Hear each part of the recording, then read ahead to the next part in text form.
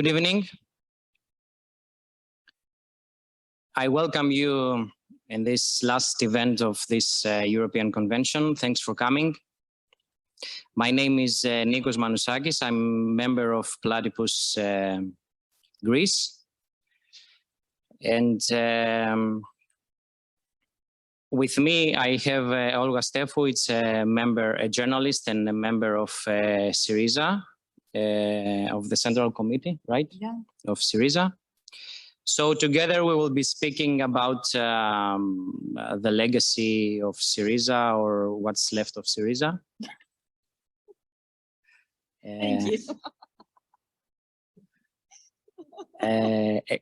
Okay, so without further ado, I will start with questions because we're a bit late. Yesterday we had in our convention here 3 or 4 different political groups presenting themselves and their political work in 1 hour. Today our convention ends with what was supposed to be like a whole panel.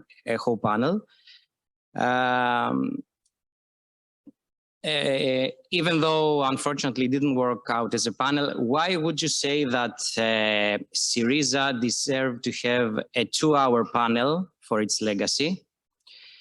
And in your opinion, what different, if there is anything, SYRIZA did commit, or perhaps still committing, in order to gain more attention than perhaps any other political group in the European left today? Shall I use the same microphone? Hello, thanks for having me again. Well, I like symbolism, so the fact that everybody else from the panel that should have been is down with COVID, it's pretty much with what SYRIZA did to the Greek left. Well, we were only ones and the others were a bit shattered or scattered everywhere. Anyway, I really don't know what is supposed to mean SYRIZA legacy. Well, we go decades back as a historical, well, left movement or left ideology example, but as a party that was a governmental party too, it was just for years. So legacy, what's the legacy? Well, we had some legacy, and the current government tear it all down. Still people are talking about SYRIZA, that's why. Yeah, because Slavoj Zizek said we were the miracle that marched from the marginalization and we needed to be punished, and we were punished. And then what? I mean, the Greek left is, well, in the verge of splitting itself in way too many parts, besides the Communist Party, which is solid as steel, or as Stalin, pick your favorite. I prefer to say Stalin in that point. And the European left still likes us in a way. In Latin America, they like us more because it's an ocean away, so they don't have to trap themselves with all the discussion we have here. But the legacy, let's say that we made it possible. If we could do that, everybody can do it, right? We were not something extremely special as a left. What did you make party. possible? Excuse me? What exactly did you make possible? I mean, SYRIZA? To become a government, to take over power. Well, not the authority, obviously, because we have capitalism. And as we said yesterday, capitalism and socialism, it's like the Pac-Man, and capitalism is the ghost, and the ghost always wins. So we couldn't exactly make a revolution or anything close to social democracy. Yeah, we did it, but then we lost again.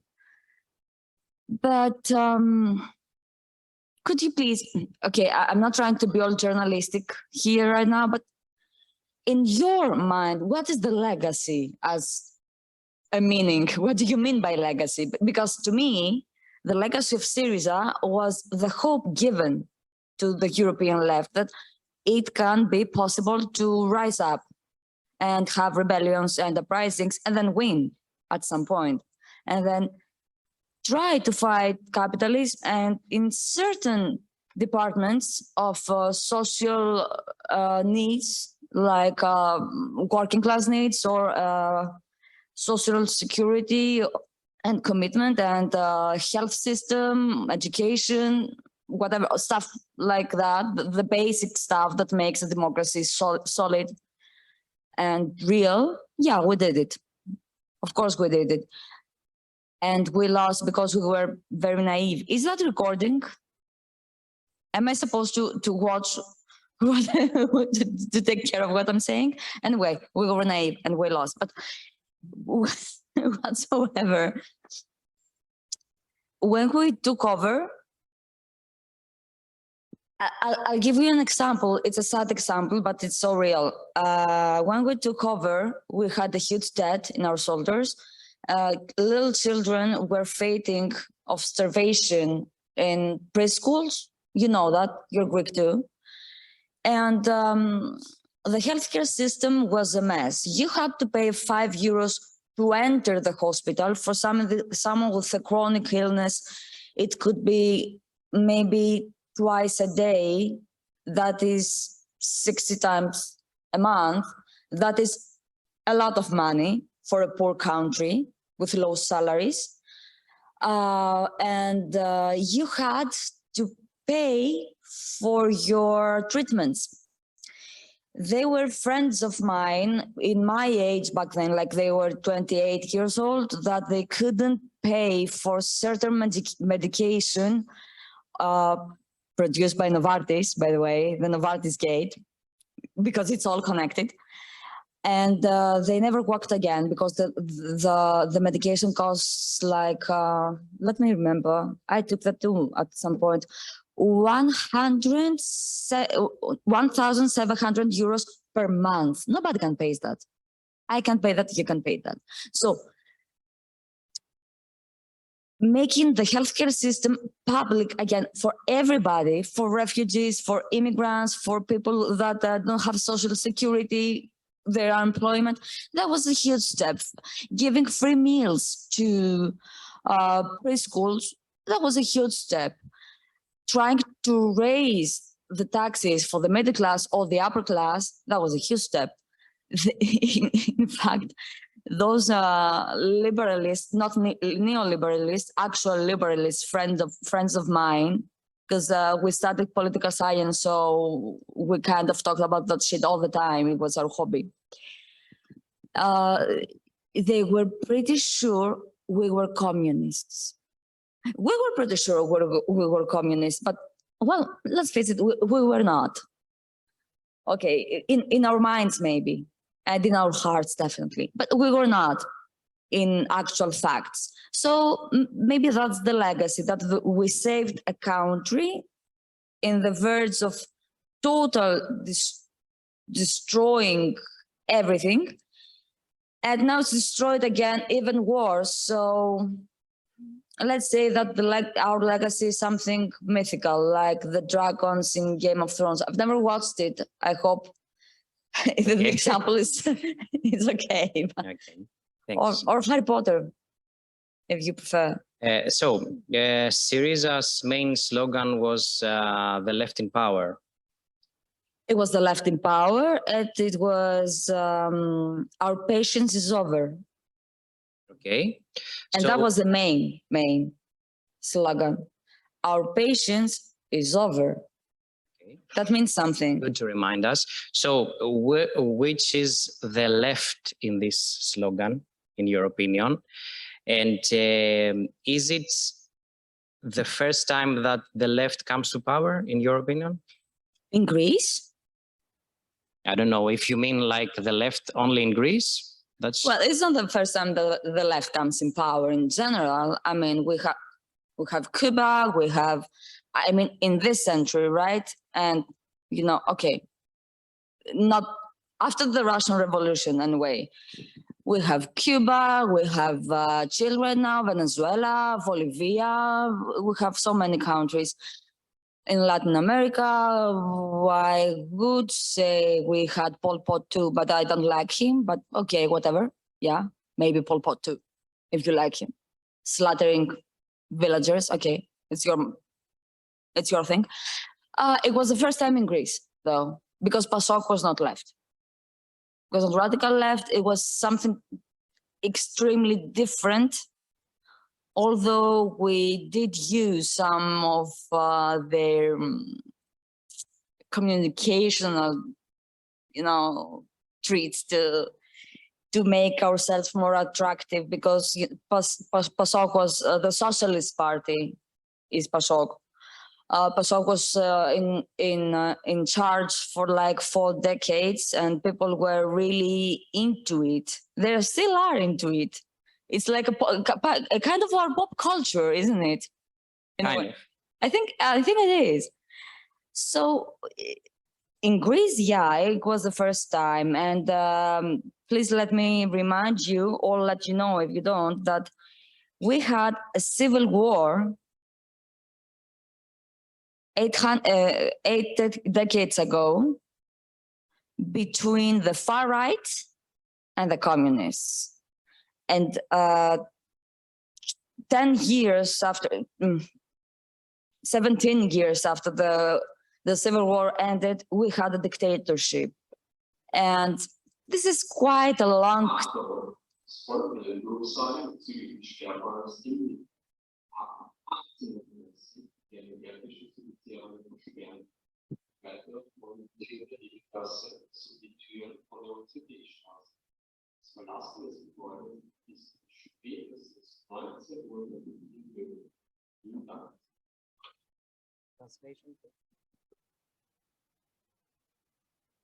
Okay, thank God it's not fire.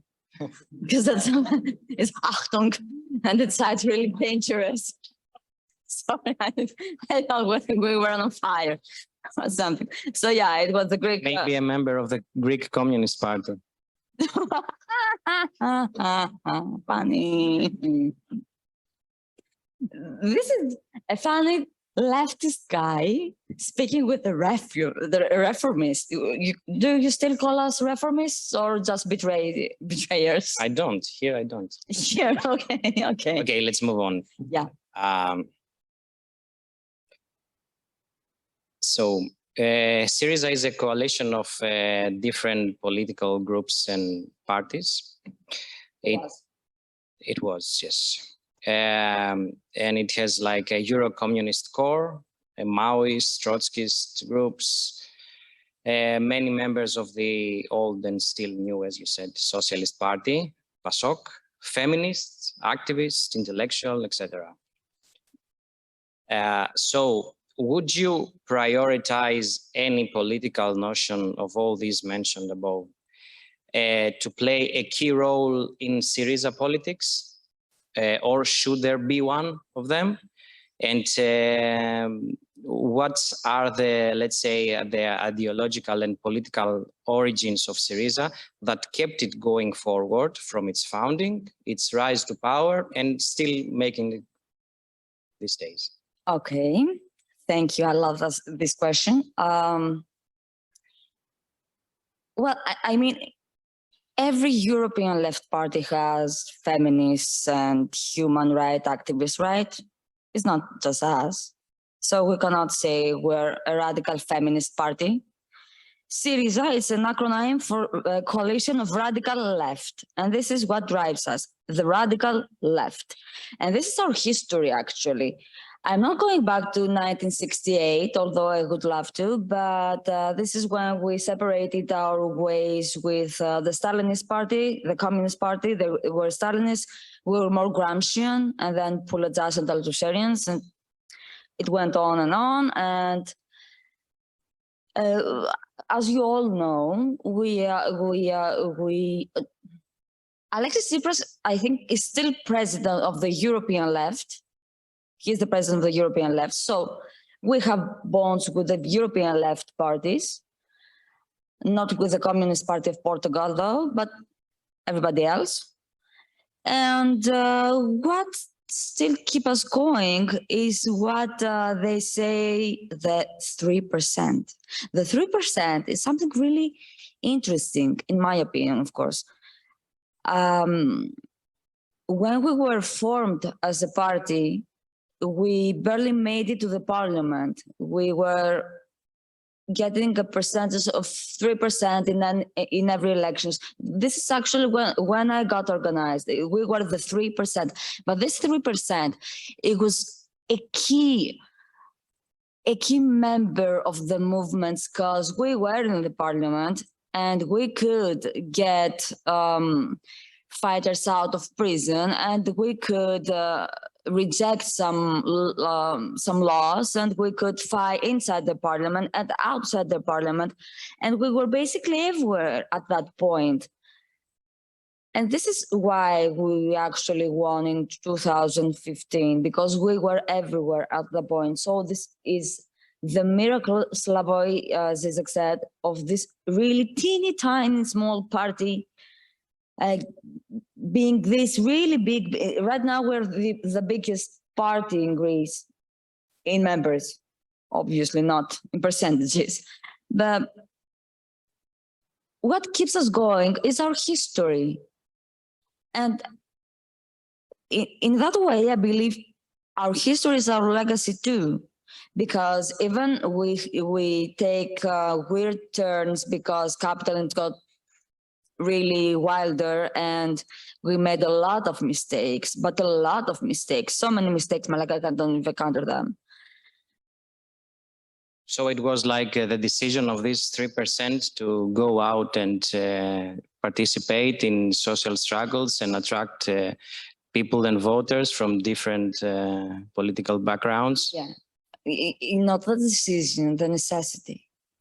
If we had to choose, was it based on a, excuse me for interrupting, was it based on a like specific political ideology, or was it just a necessity that they think that? Well, was it based on a specific political ideology that Lenin had to make deals with the Mensheviks, or it was a necessity of the era? If you ask me, it's not an ideology, it was a necessity. And is this necessity still going? Yes, it is. It is.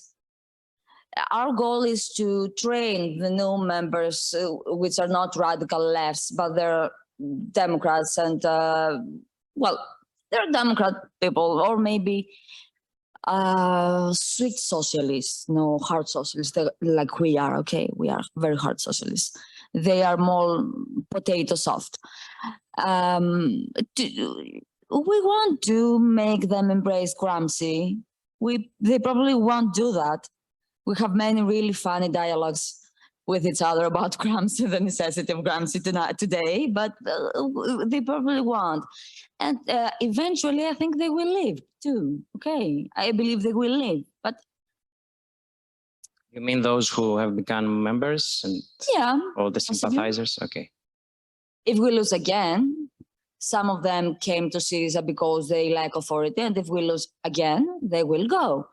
We are the 3%, or the 5%, or the 7% later, etc., etc. We will stay. We will protect radical left in Greece, because this is what we used to do since the dawn of times, okay, of our ages. I mean, to me, it's literally half my life since I was organized. I was 16 at the time, and now I'm 32. It's literally half of my life. So yeah, I will say and fight for the radical left in Greece. And my comrades will do that too. So would you say that it is a goal for SYRIZA to make this like 3%, 10% of people who are Gramscians? Oh, they are right now. They're probably 25% of them. Or they are old school socialists, people who fought during the uprising of, Polytechnion. In Huda, they fought Huda, they were exiled, they were etc. stuff. They are educated on Marxism, and they are corrupted by authority. Marx or Gramsci? Marxism. Okay. Well, it's Marx, and they're Marxist. Okay. I think no, that was provocative, but funny. Okay, I give you that. So they know where they are. They know what we believe. They know what we have voted for and against. Too. They know all of that. Some of them, they yearn to have power again. They won't stay. So they are like convinced, but if SYRIZA fails to gain power again, they will leave. That's the story. They're not convinced of the radical left. They're convinced that we are the only opportunity for Greece to have democracy again. And I believe that too, because our government is neo-fascist. But if we lose right now, I'm not sure they will stay. I'm pretty sure they will form something new and something like the old Orthodox PASOK, as we say in Greece, the good old Orthodox PASOK. But some of them, well, they are convinced at this moment and within the last decade, obviously, because 10 years is some time, isn't it? And how would you account for the fact that some people who left SYRIZA, if they are convinced and they are like Gramscian, or I don't know, they read Gramsci, or they have convinced by what SYRIZA is saying, some people have left SYRIZA and joined, I don't know, or vote for New Democracy. I mean, right-wing parties. And you see that in... they were not members of SYRIZA. Obviously, you know that. I mean, in a democracy, in that kind of a democracy, which is a bourgeois democracy and not socialistic democracy, voters come and go pretty easily, actually. We have a main body of devoted voters. Every party has this main body of devoted voters. By the way, this is a scary thing that the Golden Dawn had a devoted body of 500,000 voters. They were nowhere to go. They had nowhere to go. But when the Nazis fell the Nazis actually went to jail. They voted for New Democracy, or Velopoulos, who's a new alt-right thingy in Greece. Very funny, to be exact. Anyway, that's not... I just lost my thoughts. Yeah, well, voters come and go. When you're a large party, you have voters coming and going, but not our members. None of our members became a New Democracy member the last years. There's some opportunists that used to be really left in their youth, like Psarianos, who left SYRIZA way before we were government, way before, like 10 years before we were government.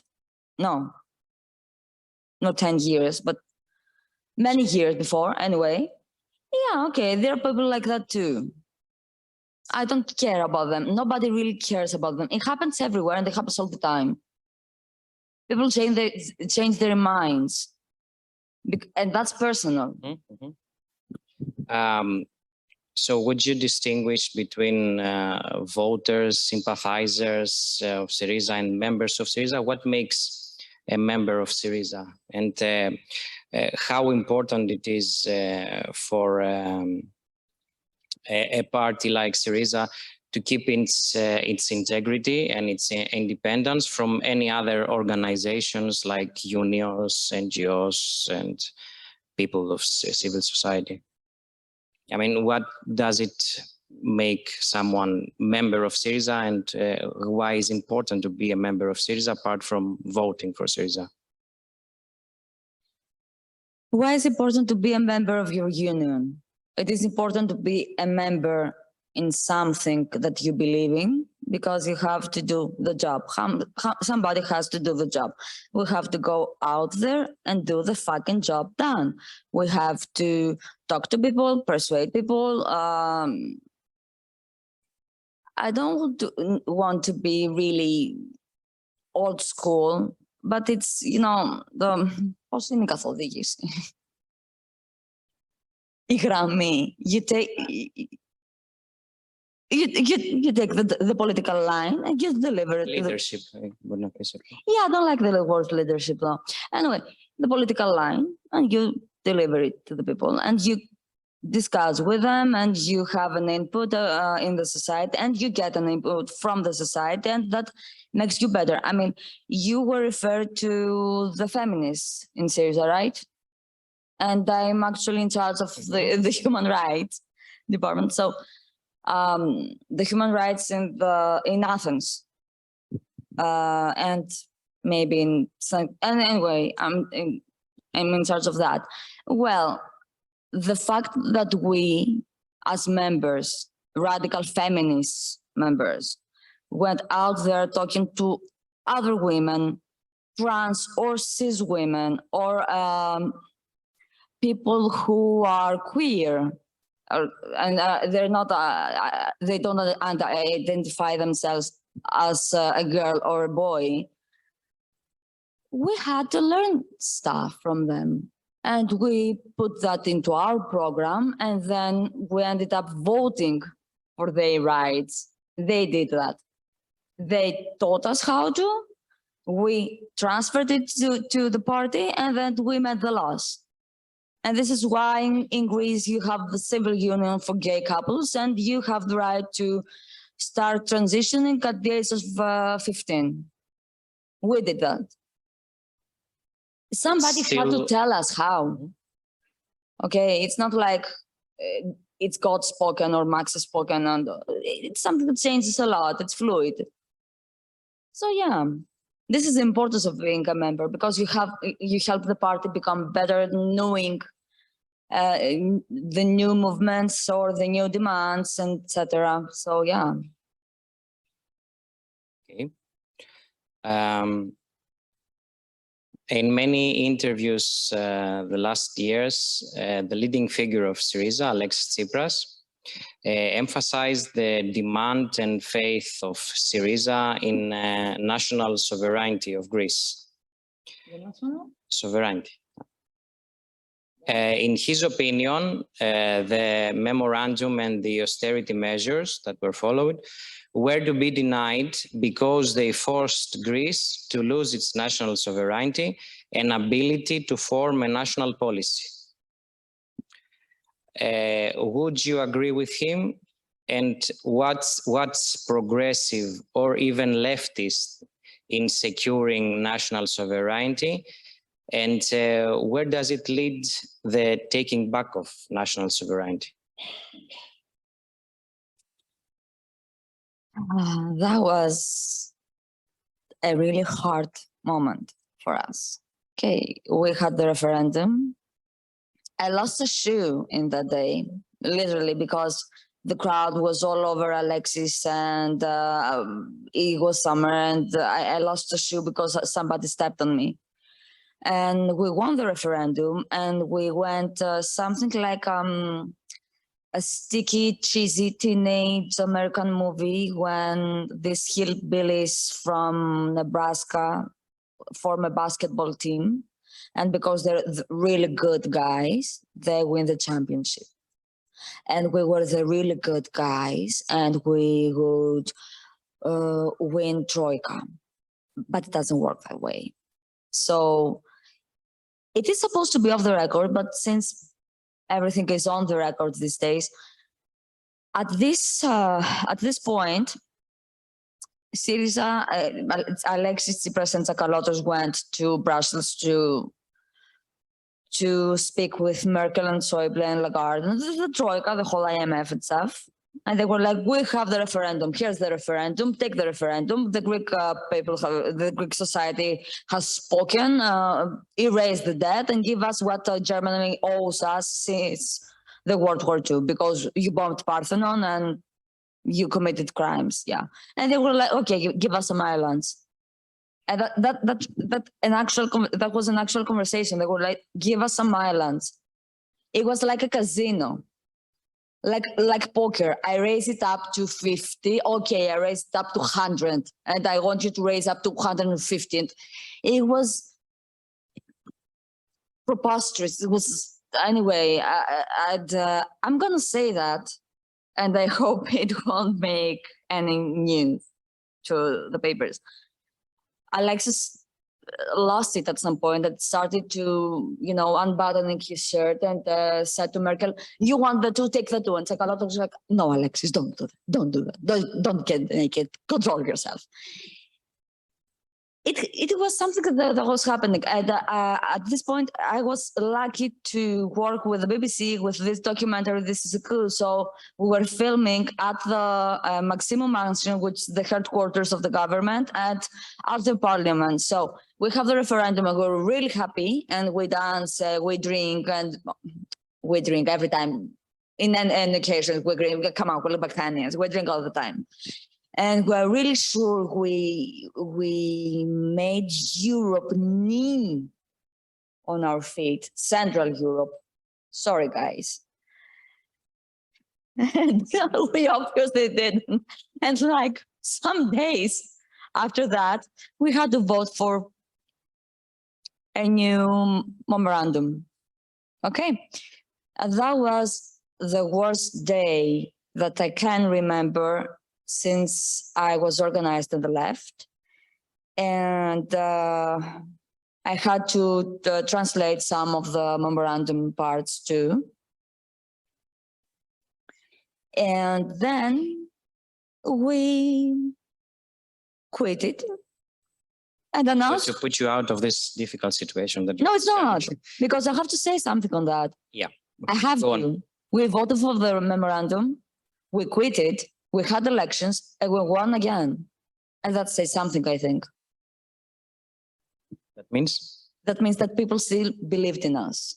This is why they voted for us. We didn't steal their votes, they voted themselves. So in follow-up of the previous question, if SYRIZA from the beginning knew that Greece funding and Greek memorandum depended not only on SYRIZA's decisions, but also on Germany's and France's or EU's political developments, how would you account for its decision to turn to national politics? What I mean is, why, in your opinion, SYRIZA did not try to form an organizational, not just a simple coalition, with other parties like Die Linke or Podemos? We tried. We tried to form... Again, I'm saying an organizational coalition, to depend on them to make something different. That was the goal. Yeah, and okay, if this was a goal... It was, especially with Podemos. How was it expressed? I mean politically. Well, the second elections that we won after the memorandum, the leader of Podemos hugged Alexis Tsipras, and we were like, okay, the European South is gonna form something that can beat or maybe balance Again, it would be a coalition of the South, not the left. What I'm asking is why not? Okay. Obviously the left, the European left, South European left. Okay, it was. I think it was obvious, but you're right, it wasn't. And well, I hate to say that, but I'm afraid it's true. We were so fucking naive. We thought it would be easier, and we did believe it would be easier. We thought that since we won, Podemos will follow, and then Italy will follow, and then Mitterrand will follow, and then everybody will follow, and we will be this really happy South European left coalization, and try to balance it with the really powerful economically European North. This doesn't happen. It happens only in movies. So you were hoping for all these national policies to coincide, to come together? Yeah. We were but trying. Still, there were national policies. I mean, you were hoping that the other countries will follow based on their national policies. No, we had actually international connections with all those parties. And national policies, when you're an internationalist, sets an example. When Cuba had national policies, Cuba set an example, didn't it? When Venezuela, when Chavez had national policies. Sava said an example. This is how internationalism works when you are a Marxist, you're a left wing or a leftist, or call it whatever. A national policy that we hoped would set an example was the recognition of North Macedonia finally as a state, which is pretty much one of the reasons we lost, because national policies and nationalism don't work together in a good way when you're a left government.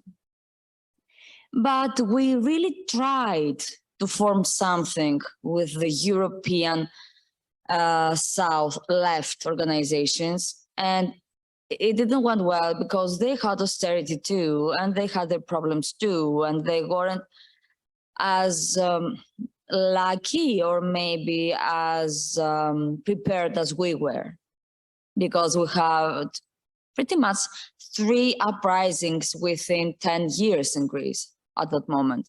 2006 to 2015, there were 3 uprisings. It didn't happen in the whole European South. It actually happened only to us. The circumstances were different. Okay. Yesterday, in the dictatorship of the proletariat panel, you mentioned that there are neither working class nor other movements right now ready to claim power and challenge capitalism. I would like to ask you if movements do that. I mean, how would you account for the fact that similar movements that were happening simultaneously and for pretty much similar reasons, like Occupy, Indignados, Tahrir Square, or the Greek squares, can have so different political representation and outcome? I mean, Tahrir made like the Muslim Brotherhood come to power. In Greece, you have SYRIZA. In Occupy, you have like Obama or later Trump. So how far these movements can go, and if these movements can challenge capitalism on themselves? I don't know. Do you?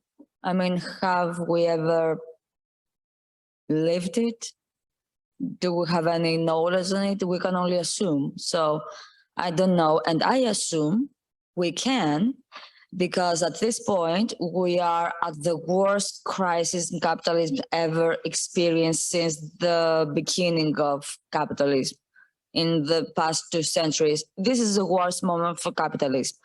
And this is the worst moment for the working class too, because it goes, you know, it works together. When it's bad for the capitalists, it's bad for us too. When we're not in power, I mean. So I do believe that eventually we have to realize that we are working class, we are poor, we are defeated, we are oppressed, and this is quite universal. But let's just focus on Europe right now, because the US is a whole different situation in so many levels. And I think we begin to realize that, and we are forced, in order to survive, to form movements that work together. Or maybe there will be a sparkle in here, and then it will travel to Belgium, and then will travel to Holland, and then to Italy, and then to Greece, and then it will go to the whole Europe. Pretty much this is how it started in the early 20th century. It was a sparkle, and it became a flame. And let's keep in mind that before 1917, it was also 1905, okay, and they lost brutally. So but are there lessons that we can learn from this, defeats? Except if you say that Tahrir Square bringing Muslim Brotherhood was like a victory. No, it wasn't. Okay. Obviously not. It was a whole different thing. That's why I was specifically referred to Europe and not to North Africa, and definitely not to the US, and probably maybe to South America, but it's an ocean away, so it's still a different situation. South America is closer to the European South than to the whole Europe in general. And right now in Europe, we have a war going on.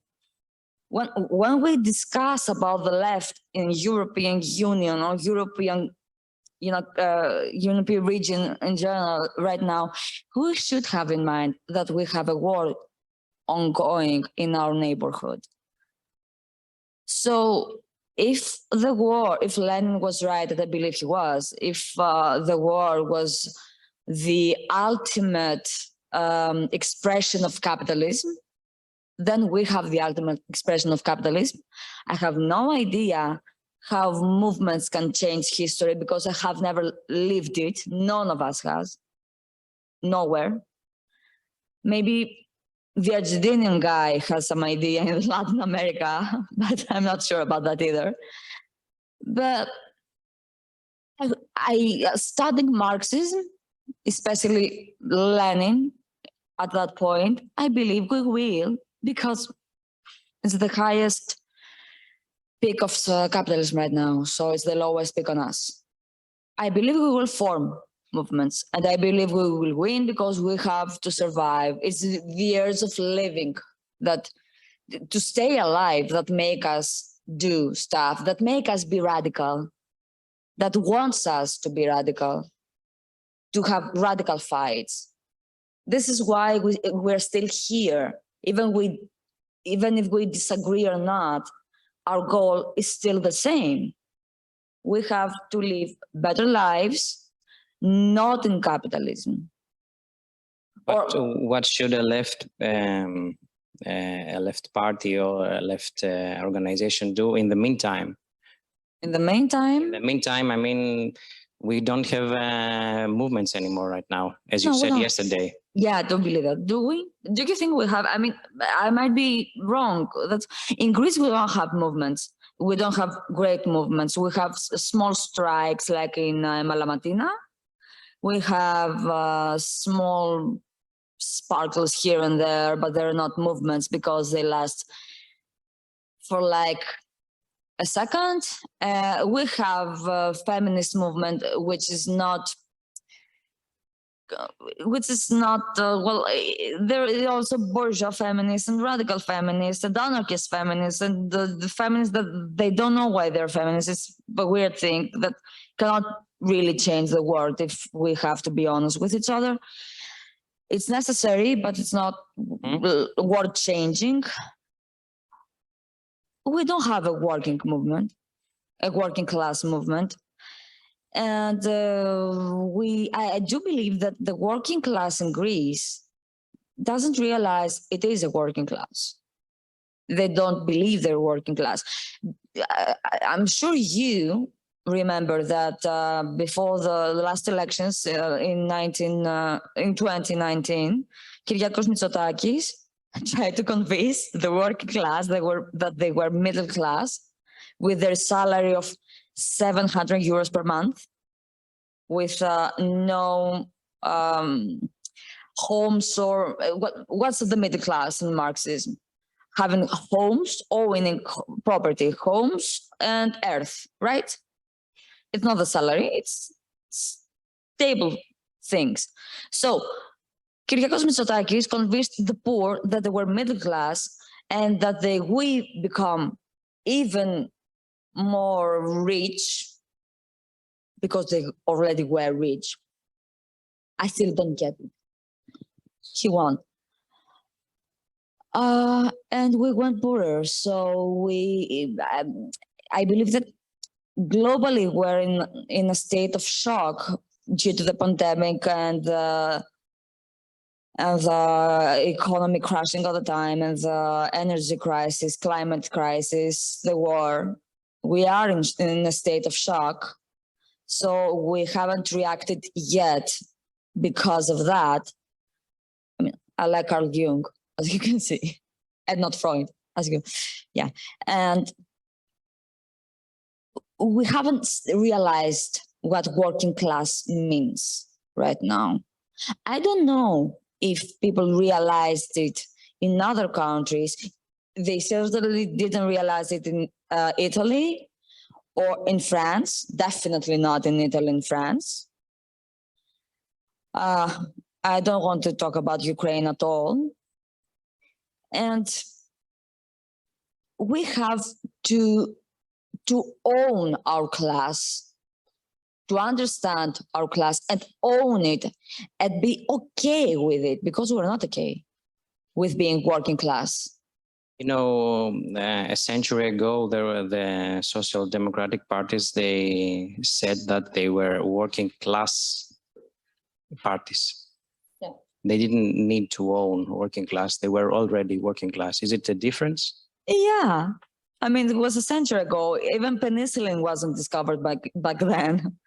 I mean, if you were a worker a century ago in England, you were practically something like the third world today. Your average age limit was 35 years old. People were too short because they weren't eating enough. It was a different time. And if we have to be honest with ourselves, even in Russia, the headquarters of the revolution, they were rich. Lenin was rich. And Kropotkin was a revolutionary. prince. That's the difference. Hmm? The difference is not that they were rich, but they were revolutionary. Exactly, they were. Rich people nowadays aren't, though. Are they? They're not. That's the difference. It was so fucking bad for the poor a century ago that it was so fucking touching and moving to the most educated people who were usually richer, so they could have access to the education. And emotion took over. And it will again. But at this point, all we have is ourselves and our necessity to realize that we're getting nowhere better. We're getting only down and downer and down to the bottom of the hell. So a century ago, many things were different, including the environment, including the movements for back then, including the health conditions, the working class, including everything, actually. Even food was different back then. So we have to talk about Marxism with today's facts. And today, our generations never faced that kind of poverty that they did a century ago. Okay, let's proceed to the final question from me, and then we open it up for the audience. First, Richard, no? Okay. So political parties are in the whole history of capitalism agents of political change. The role of left political parties nowadays is ambivalent about changing the political milieu, let alone changing society and the system. At the same time, crisis within the political system and also social crisis, whether you call it financial crisis, social crisis, seem to be better expressed by parties that don't have any reference to the left, like, for example, Trump.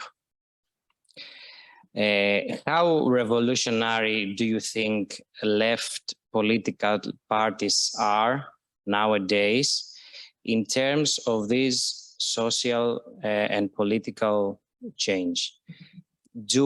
In other words, do leftist parties follow capitalist changes that shape capitalism worldwide?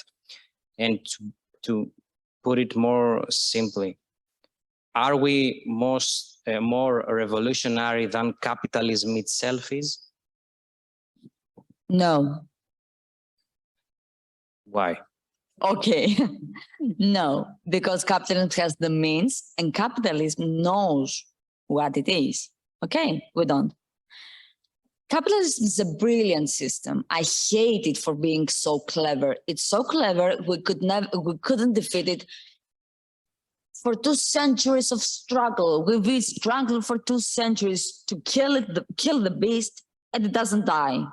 It only gets more powerful, and it changes itself. Capitalism is a chameleon, actually. It changes forms.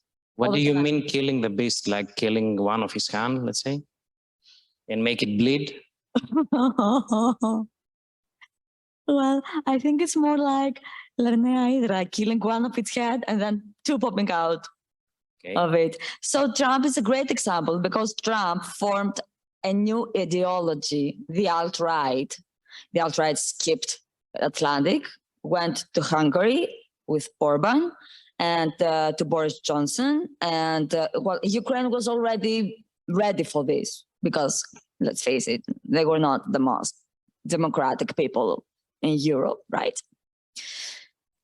Come on. We don't like that they bombed them, but they were Nazis.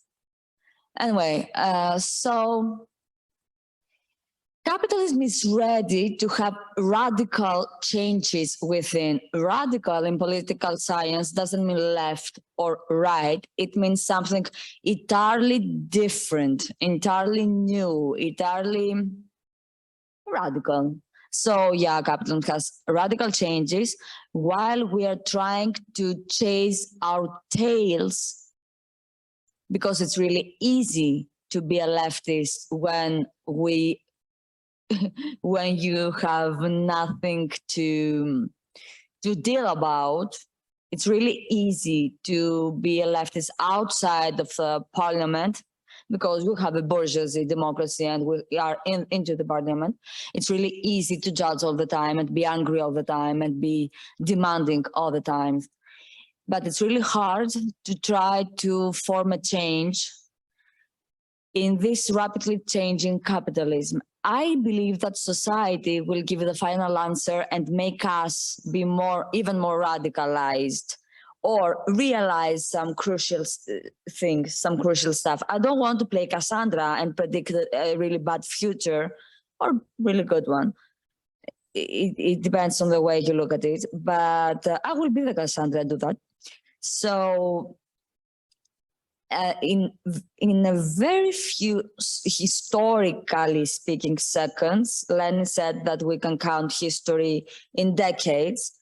So in a very little historically speaking seconds, like years, we're gonna face great changes, forcing us to create the new left, the more radical left, or the more open-minded left, the more embracing left. And the older I get, the more I believe that we will have the revolution at last. I hope I'm right, but certainly we don't have solutions for the cookers of the future, like Marx used to say. We don't have solutions for that. The future will lead us. Society will lead us to this conclusion. Society will make us what we are. Will be, actually, not what we are. Society made us what we are now, and pretty much this is it.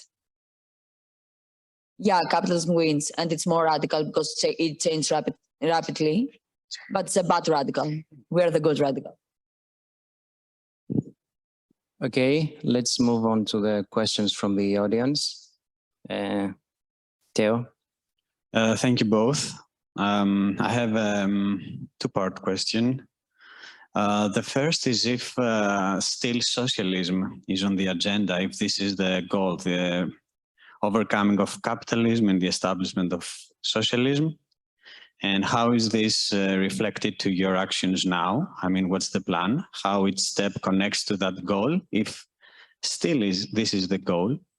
For example, the health system, it's very important, but it's also a way to make capitalism more stable. And it's one of the things that make capitalism more stable, and people to be able to live within capitalism, so that capitalism is not in crisis. So what's the idea behind that? How that connects with socialism? For example, the right-wing government right now is also making similar good things. Jobs have increased, city jobs, but they claim that now they offer more jobs comparing to the SYRIZA period. So both governments are doing good things for capitalism. How is this connected with the struggle for socialism is the question. Or all these are now paused for some decades. We will save capitalism from itself, and then we're going to rethink the problem of socialism. I mean, how do you understand it, and how the party understands it? And the second part is your relationship with the Greek civil society. I mean, because you seem to, as a party, you seem to have a parliamentary action, and you take your cues from activism, from movements, you brought them back to your parliamentary agenda, but you don't seem, despite having all these members, or perhaps I'm wrong, you don't seem to organize civil society. For example, the Communist Party has more, with less votes, has more stable presence in the trade unions, or in guarding strikes, for example.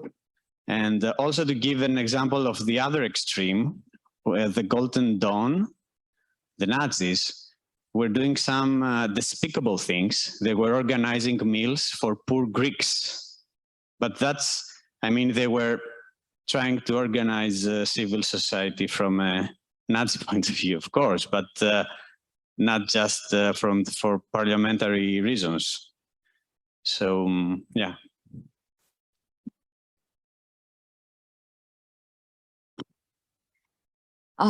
Well, socialism.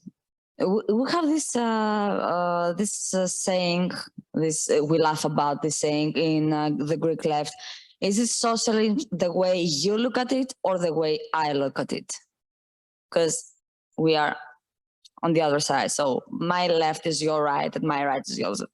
What socialism is totally on the agenda. In fact, we had our conference recently, like 4 months ago. I've lost track of time. 5 months ago, maybe, on April anyway. And it was the main speech of Alexis Tsipras. He said that socialism is our vision, is what we want to achieve. But right now, to achieve socialism, we have to defeat this alt-right government and the alt-right movement in Europe. Okay, like we cannot have socialism in one day. Just like revolution won't be televised. You have to make some steps towards it. And the way capitalism has to destroy the healthcare system in order to survive, because it does that in order to survive, because we cost to capitalism so much money. This is what I like to call the American nightmare in regards to the healthcare system. The first thing we have to do as a society is to make it accessible, to make everything accessible to everybody. And by everything, I mean education, civil rights, like voting for the immigrants, for having their nationality, yeah,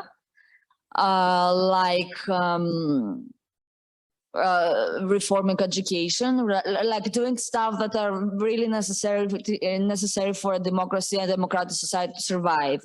So first democracy, then socialism. Yeah, obviously, because we don't have democracy right now. How can we skip that?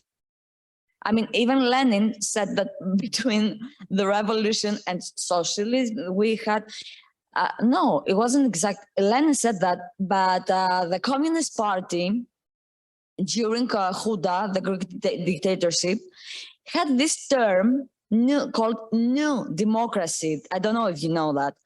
The term New Democracy was established from the Communist Party as a state between junta democracy, then the new democracy, the new type of democracy, then socialism.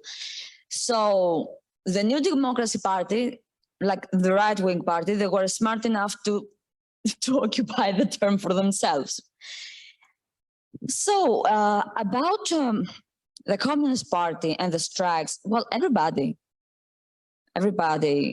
is in the strikes. The Communist Party has just best references because they try to own history all the time. They even nowadays say that they were in head of the rebellion, of the uprising in 2008, and they were nowhere.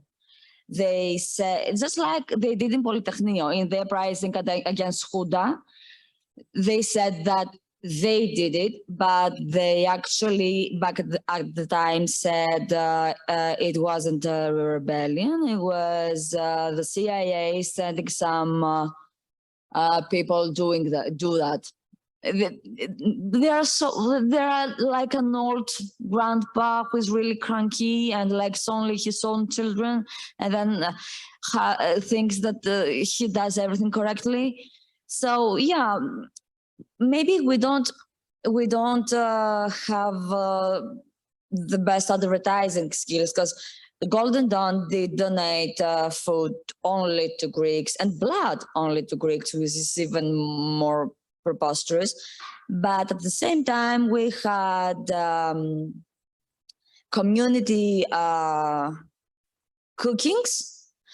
I have cleaned so many potatoes in my life that I feel like my immigrant grandma back in the 60s. I have cleaned so much onions in my life that I believe I still cry like a baby at the blink of an eye because I've cleaned so many onions. I speak only for myself because I am here. I don't want to speak for other people because they're not here. But I was in charge for the volunteering immigrant school for nearly 3.5 years.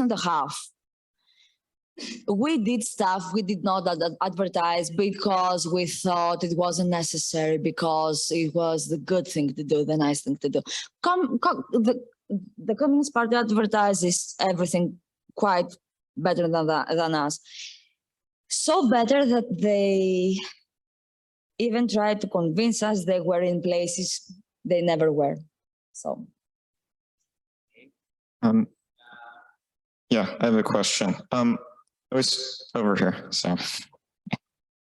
I was thinking about something that Teo said last night on the dictatorship of the proletariat panel, where Teo mentioned the phrase that a revolution tends to appear too late and too early simultaneously, as kind of reflecting the contradictory character of the situation.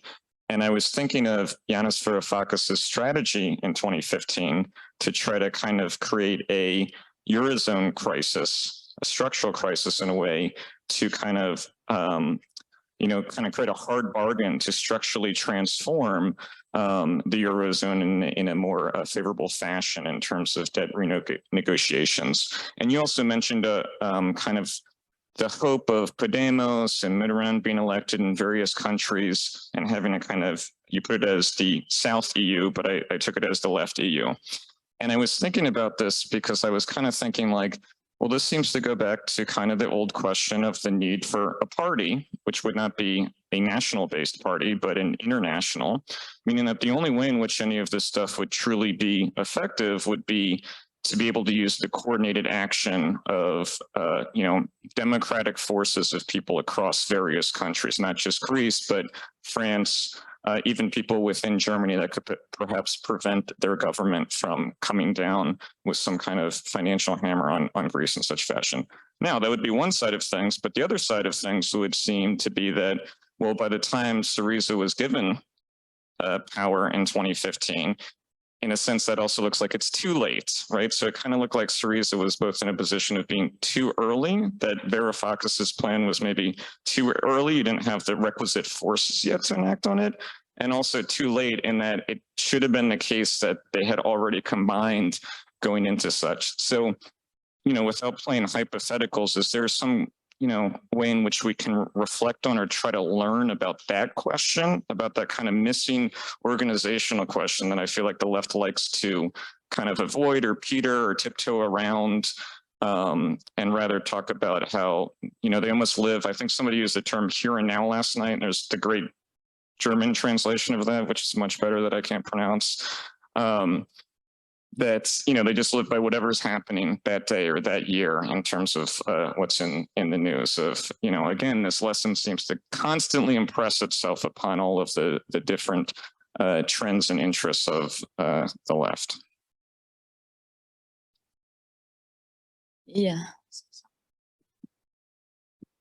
Please try to make your question short, so because we don't have so much time. And the answers too.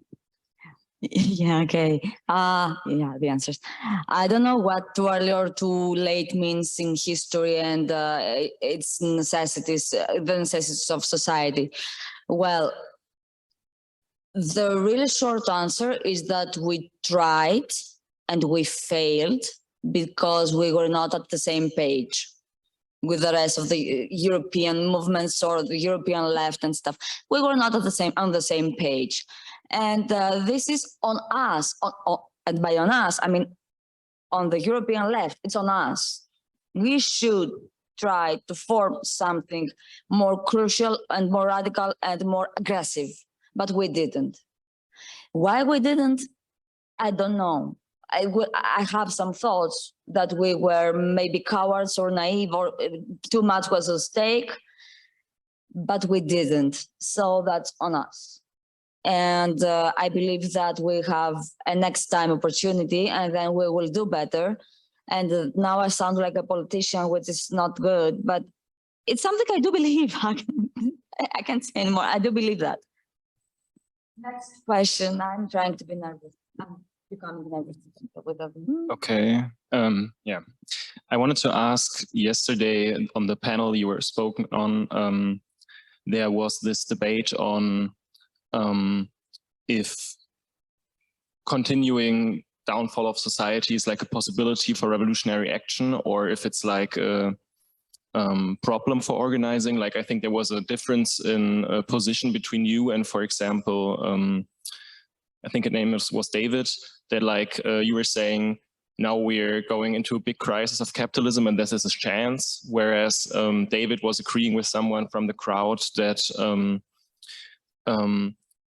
there is a specific possibility in a boom to organize because people are not as dependent on like direct state action and can kind of organize civil society on a civil society level, because they aren't in need of like direct help from outside in order to like survive. So they have like a bit of freedom to like organize in their own way. And I think this connects with what you said earlier about like how the Russian Revolution was having the idea of like setting a spark, and how it wanted to kind of continue in Europe onwards and like become the world revolution, and how you were also having this idea of your own politics in a way and with SYRIZA. And the difference is kind of like that the Russian Revolution was after 30 years of like socialist organizing that was in the boom period. And when the crisis came, you already had socialist organizations worldwide, like the Second International. And I wanted to ask, when we don't have this, when you yourself say we don't really have workers' organizations at the moment that are present, on what basis would this spark be able to inflame something? Like, is there the foundation for the spark to catch fire? And if not, because you said that this was a failure, like what kind of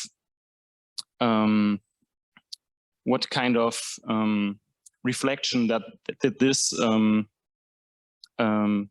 enforce, like in SYRIZA? Like, how do you think continuing politics would have to be different, or what do you what would you have to do in order to make the spark potent in the next try? To make the spark become a flame and a fire, right? If I got it. Yeah. Okay, so we're talking about fiery coalitions. Yeah, well, we are not supposed to do this. Society is supposed to do this. In my opinion, in my Marxist view on society and its needs leads us. We don't take society by the hand and guide them. Society leads us. So,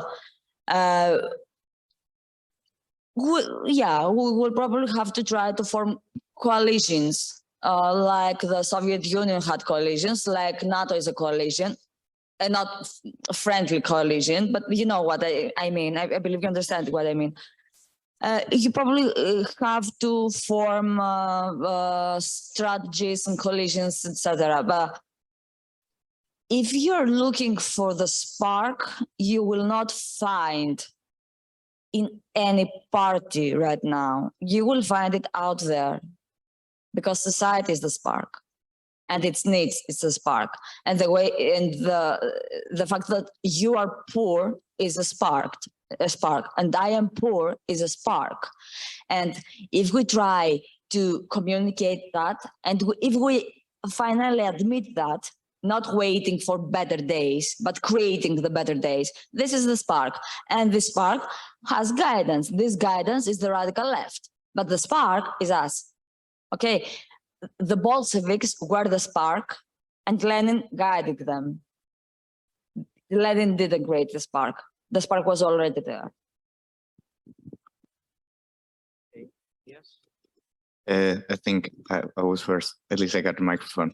I'd like to follow up on that question because I'm also still not sure about like what, to put it in Marxist terms, really is the role of and the nature of the subjective factor. Because when you described the political situation, I felt like what I would see as an abstract and non-subjective factor, capitalism, by you is turned into a subject which is intelligent and tricky and cunning and does things to us, while it seems when you describe what I would see as its objective factor, the political left as well as the working people, it seems to be this automatism, right? Like the spark needs to turn into a fire and then change things and to maybe make it a bit more concrete. I remember I I came to the left really in 2011 in Germany, and not that it really helped, but everyone was for social and political leftist action in Greece. All of the German groups did nothing but talk about this. And I had the feeling that everyone was very in favor of it, but nobody really had an idea of what to do. And to be honest, and I really do not want you to take this in bad faith, as far as I understand you, you still do not have any idea on what to do. So I'm still unsure what is the legacy of SYRIZA. What would be this radical thing which needed to be done so that let's call it the tragedy of like the potential which SYRIZA embodied, like that this tragedy would not repeat itself should we find ourselves again in such a critical situation? Thank you. Well, a strategy that failed is quite stupid to repeat it again, right?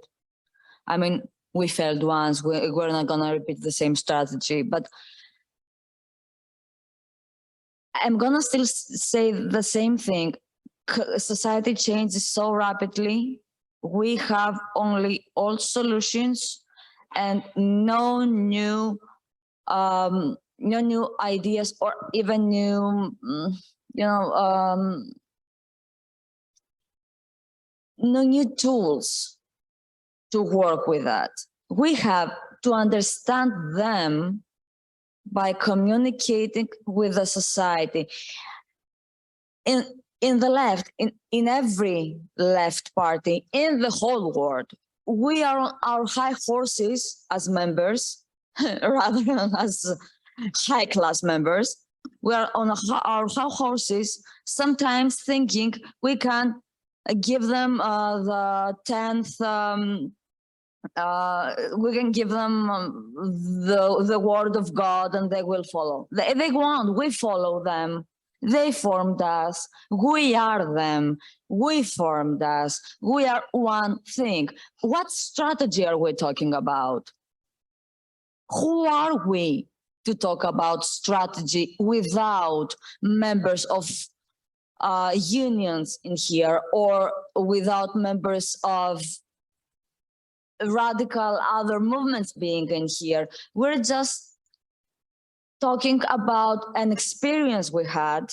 And I remember the titles back then, that the Greeks are going to strike down capitalism and stuff. Yeah, okay, that was a good fairy tale. It didn't last. We didn't do it. We couldn't do it. I mean, if we could do it, why couldn't you do it? Why couldn't Austria do it? Why couldn't Germany do it? Why couldn't all unite and do it together and get rid of capitalism forever and form something else? Let's call it sotirism or anything. I don't know. Do you know? I mean, I don't know, because society changes so rapidly and I want society to tell me how to. And then I want to take my Marxist tools and maybe refresh them and talk with Nikos and Theo and you and everybody and exchange ideas and fight and argue for hours and then find a solution. And let's say we go to the palace and tell, hey, Charles Nikolai, we're here to kill you. We're going to take over now. We're having a revolution. I'm Lenin. Krupskaya, darling, is with me, right next to me. Stalin is the guy with the good mustache and the bad temper. Yeah, we're having a revolution. It didn't happen in one day back then. It won't happen in one day or in one panel right now. But it will happen eventually. Yes. Okay. I have a couple of questions and a comment. So you said that New Democracy is neo-fascist and that SYRIZA is the radical left. And I'm confused what you mean by neo-fascist and what you mean by radical left. And to explain, I'm from Cyprus. In Cyprus, for the last 10 years, we have in government the sister party of New Democracy, the National Rally Party, which is equally right-wing to New Democracy. And during its government, it implemented an anti-racist law, an anti-sexist law, and it nationalized healthcare, which is stuff that you said SYRIZA aspired to do and did. So is the welfare state then radical left if a right-wing party or even a neo-fascist party is doing welfare state measures and it seems to support minority rights, which seems to be liberal? My second question is, and sorry if it sounds a bit polemical, but you said you've read your Gramsci and Lenin, and you know, Gramsci talks a lot about tactics, wars of position, cultural hegemony, and all of that. And then what did you learn from that if then you said you are so naive when you came to power? Do you learn anything from the history of the left the past 100 years and those failures? Because then it seems you say you didn't learn. And to say something a bit more positive, well, I think what we can say as a positive from the legacy of SYRIZA is that it showed that even if you are being called a communist and people think you are a communist, and I think many people, SYRIZA was portrayed as a communist and demonized as a communist, and still people voted for it. It shows that people are willing to vote against the status quo and are willing to vote for a leftist party out of discontent. But the actual result of what happened is for most people then just felt one more that the left is just words and in practice has no solutions. And so there was a big depoliticization afterwards. So in the end, it seems the legacy of SYRIZA is disappointment and depoliticization on the left. Anyway, that's my comments and questions. You provocateur. So I'm going to start with the second question because I like it better. We were naive and we admitted that because it's one thing to read about stuff and another thing to have to do them. Okay. Have you ever cooked? Yeah, okay. The first time you cooked a pasticcio, for example. Okay, you tried the pasticcio, you knew the pasticcio, you knew the bechamel, you knew the meatloaf, you knew the macaroni, you knew it all. Okay, the first time you tried to make a pasticcio, was that successful? Because mine wasn't. But I knew the recipe.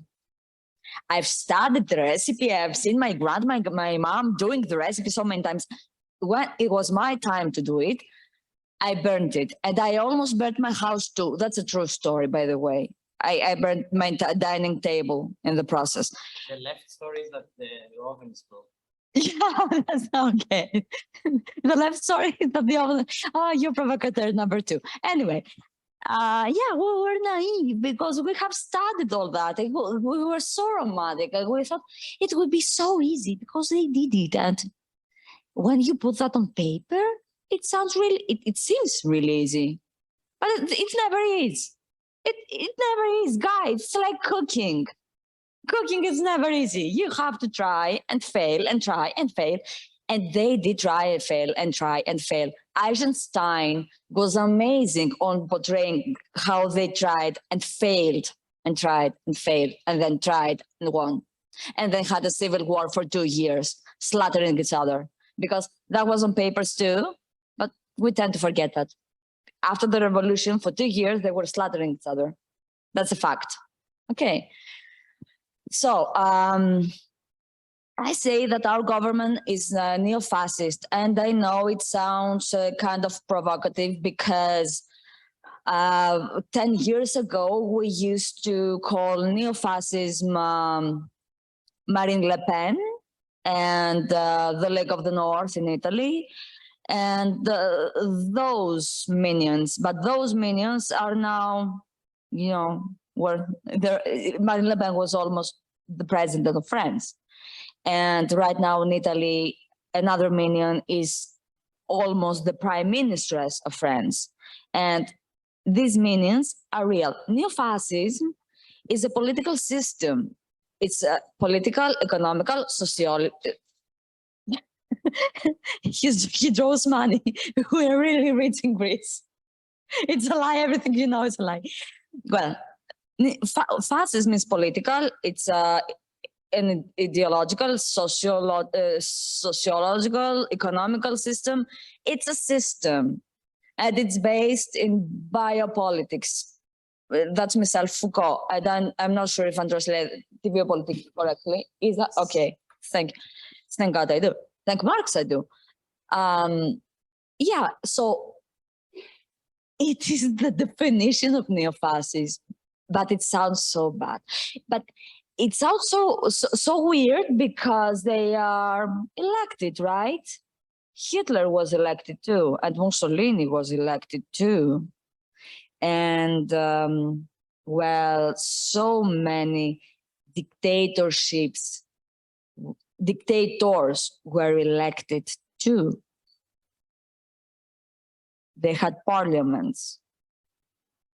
So yeah, fascism can't work with elections. So, and we are radical left. Radical left 60 years ago was another thing because we had junta. And radical left right now is another thing because we have neo-fascism, and neo-fascism means that we have no right to speak or to change opinions, or they have every right to control our phone calls and this is a Watergate scandal, and you know more about this Watergate scandal than I do, because in Greece, we're not allowed to write about it. Or it's not televised. Nobody knows anything about the Greek water scandal. You know more. Please tell me in the during the party what is going on in Greece with this Watergate scandal. This is neo-fascism, and radical left is trying to stop it. And I'm coming back to what I said about the term new democracy, because it was actually taken over by New Democracy, the party. We have to step into democracy, and then a stage that is called new democracy, and then socialism. So this is pretty much the pattern. So yeah, we are radical left because we want to be with everybody. Okay, not alone, obviously. We're internationalists. That's why we recognize North Macedonia as a state. And we lost. And yeah, that's pretty much what it is. It's neo-fascism. Rebecca? Hi, I'm Rebecca from the Platypus London. So my question is, why do you keep making reference to Marxism? Is it why is it a useful concept? So I'm thinking, a couple of years ago, also still today, of the DSA or Labour Party under Corbyn, that the specter of Marx was raised, right? It was kind of cool to wear like Marx t-shirts, but you don't need Marxism for social democracy, right? You don't need Marxism to make so the civil society programs. You don't need Marxism to institute a national healthcare program. It's feels like a further goal. Right. So my question is, why does Marx keep haunting SYRIZA, if not just yourself personally? I know SYRIZA is maybe not just Marxist, it's the radical left, so it just includes Marxists. But for you, what is important about Marxism as a theory, as a history that you keep returning to? And maybe pose the question, would it be more useful to actually just forget about and move on from Marx? Because you do need Marxism to form a healthcare system that is equal to everybody. And you do need Marxism to form an equal educational system.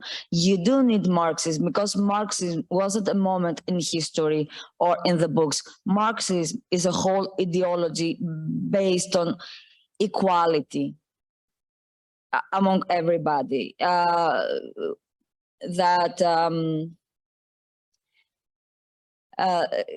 From the needs of the people to the, I can't translate that. From everybody's.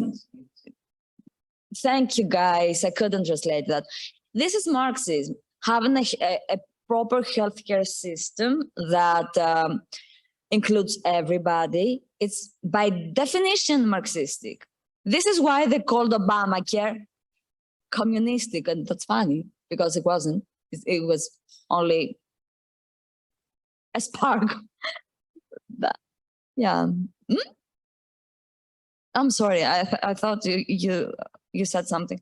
So yeah, you cannot get rid of Marxism, and we cannot say we're not Marxist because we are, because this is how we work actually, recognizing the needs of society on equal terms and try to provide the society on equal levels, increasing the taxes for the poor or the middle class to help, for the rich and the middle class, to help the poor. This is Marxism. And democracy, real democracy, does need Marxism.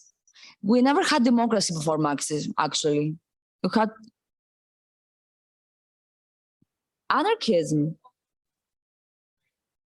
Yeah, but anarchism doesn't believe in the middle stages of, to anarchism is, we have this warm summer of Spanish Civil War, and then we have a classless society. I don't think it works. I think it's too naive, even naiver than SYRIZA was, to be honest. Yeah, it's based on equality, but it doesn't include state on their narrative. And let's face it, we are basically jungle animals, so we need some kind of state to exist. In a classless society, marks given, it will be great, and we have no need to do anything like that. We won't have the need to form anything that has to do with the state. But at this sociologically speaking moment for the humanity, we do. And I'm not an anarchist. I used to be. I mean, I think everybody who is left used to be an anarchist at some point. Yeah, we need Marxism. Even Bakunin, after the first Internationale, recognized that Marx was right. So if Bakunin said so, what can I say? Okay, I think we'll take the last question. Is there anybody else who wants to raise a question? Okay, so my question for you is, you keep bringing up that SYRIZA has failed, right? That it has made a lot of mistakes. Speak up and slow.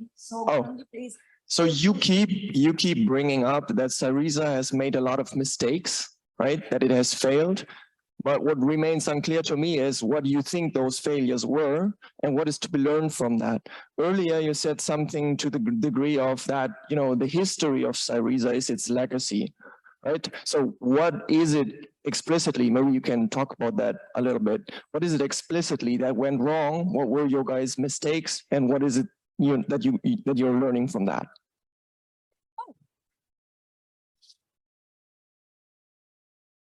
So we'll take the last question.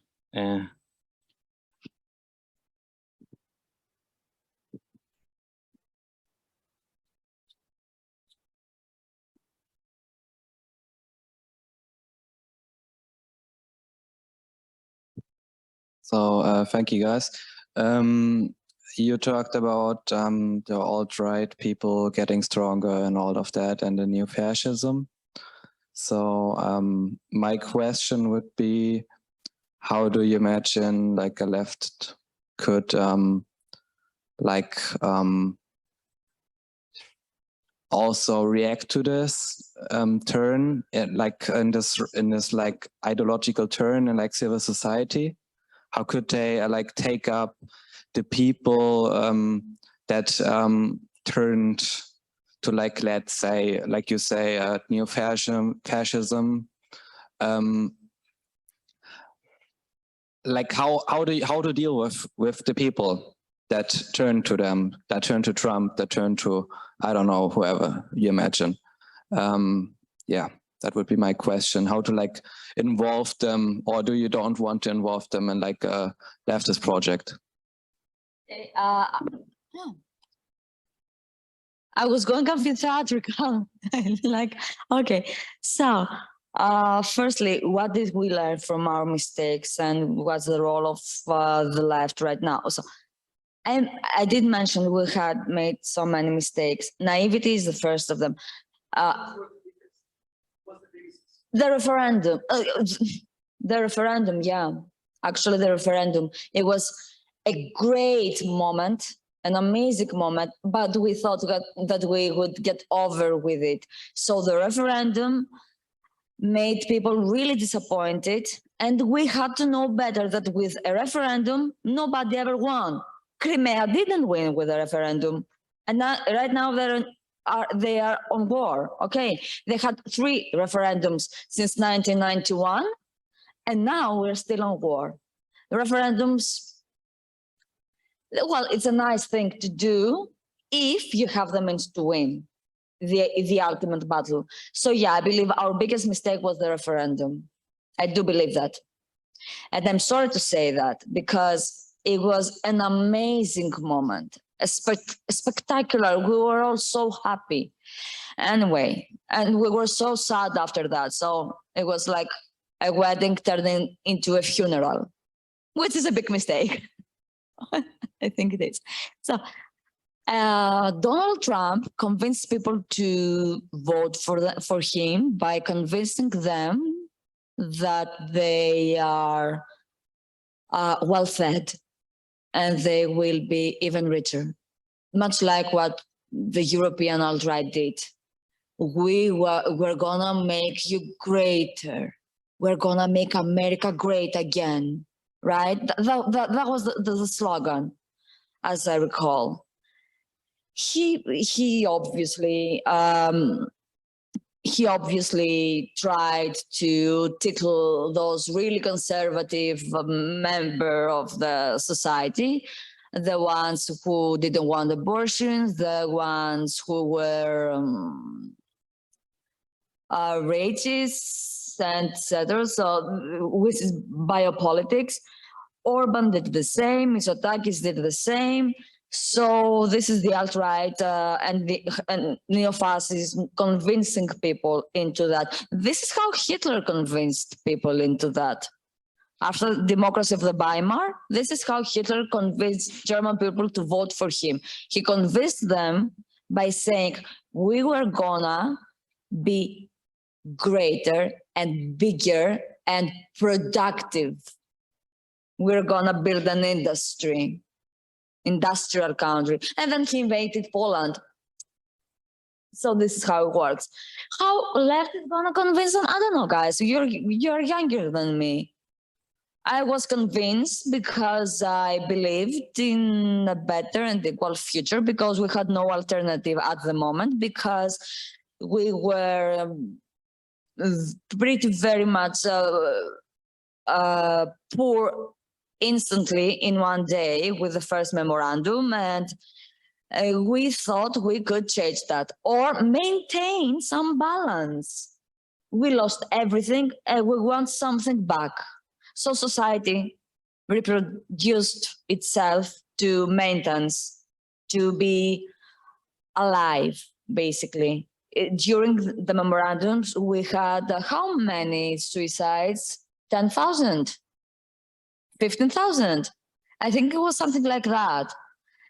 We have no idea how many suicides we have now, because nobody speaks about them, because we don't have free press in Greece. And I insist on that. The left is not gonna persuade people. The left is gonna fight people angry, and then we're gonna form something together, which is gonna be radical, because when you're so oppressed and you have nothing to lose but your chains, you have nothing to lose but your chains. So you can't be radical. You're not gonna be more poor or more hungry. You play it all. It's all on the table. It's like a casino, again. Politics like a casino. Thank you. Okay, thank you very much, everybody.